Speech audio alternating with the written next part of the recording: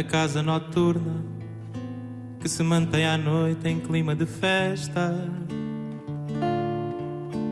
De longe se ouvem vários instrumentos de cordas e metais,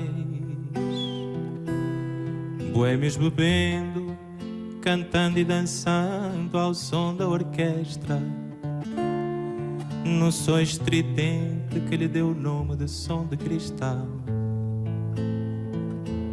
A casa noturna, boate falada, lugar de má fama,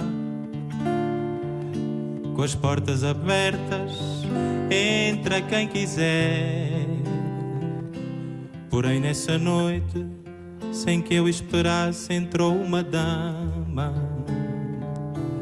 Fiquei abismado, porque se tratava da minha mulher.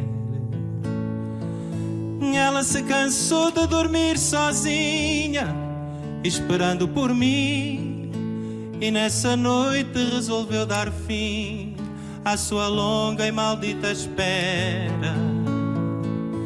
Ela não quis mais levar a vida de mulher honrada, se na verdade não adiantou nada ser mulher direita conforme ela era.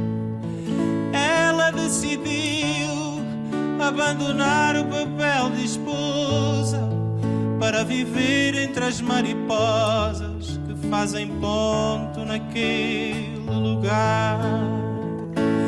A minha vida, muito mais errante, agora continua. Transformei a esposa em mulher da rua, na mais nova dama do som de cristal.